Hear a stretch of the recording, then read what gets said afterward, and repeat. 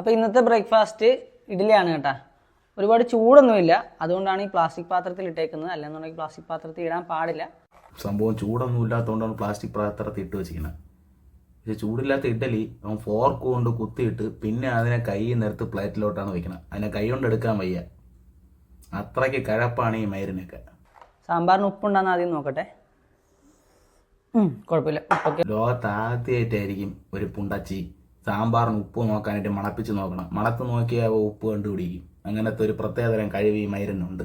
Doctor പറഞ്ഞതെന്ന് വെച്ച് കഴിഞ്ഞാൽ ഇഡ്ഡലിയുടെ അകത്ത് അല്ലെങ്കിൽ ദോശയുടെ അകത്ത് ഉഴുന്ന്, അതുപോലെ സാമ്പാറിനകത്ത് പച്ചക്കറികൾ, ഇതൊക്കെ കൂടുതലായിട്ടും ഭക്ഷണത്തിനകത്ത് ഉൾപ്പെടുത്തിയില്ല എന്നുണ്ടെങ്കിൽ ലോങ് ടൈമിൽ പ്രശ്നമാവുമെന്ന് പറഞ്ഞപ്പോഴത്തേക്കാണ് നമ്മൾ ഇനി ഇതൊക്കെ അഡ്ജസ്റ്റ് ചെയ്ത് കഴിക്കാമെന്ന് വിചാരിക്കുന്നത്. എടാ, സാമ്പാറിൽ മലക്കറി ഉണ്ടെന്നൊക്കെ ഉള്ളത് ലോകത്ത് ഉണ്ടായ സമയം തൊട്ടേ അറിയാമെന്നുള്ള കാര്യമാണ്. ഇത് ഡോക്ടർ പറഞ്ഞപ്പോൾ മാത്രമേ നീ അറിഞ്ഞോളുണ്ടെങ്കിൽ നിന്നെപ്പോലെ ഒരു തകരപ്പട്ടി ഊമ്പായി വേറെ ലോകത്തില്ലെന്നുള്ളതാണ് സത്യം. പക്ഷേ ഇതുപോലത്തെ പ്ലാസ്റ്റിക് പാത്രം എല്ലാം കഴിയുമ്പോഴത്തേക്കും നമ്മൾ സ്റ്റീൽ സ്ക്രബ്ബർ ഉപയോഗിക്കാനേ പാടില്ല. കാരണം എന്ന് വെച്ചാൽ ഇതിനകത്ത് സ്ക്രാച്ച് വന്നു കഴിഞ്ഞാൽ മൈക്രോ പ്ലാസ്റ്റിക് റിലീസ് ആവാനും നമ്മുടെ ഉള്ളിലോട്ട് പ്ലാസ്റ്റിക് പോകാനും ചാൻസ് ഉണ്ട്. ആദ്യം പോയി പുണ്ടച്ചി A to Z ഒരു ഓക്സ്ഫോർഡ് ഡിക്ഷണറി വാങ്ങിച്ച് പഠി, എന്നിട്ട് ഈ മാതിരി പ്രവർത്തിക്കിറങ്ങും.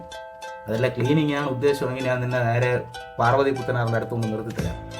പഴവങ്ങാടി വാടകയെ കൊണ്ട് നിർത്തിത്തരാം. നീ മൊത്തം ഒന്ന് ക്ലീൻ ചെയ്ത് ഈ നാടൻ നന്നാക്കി.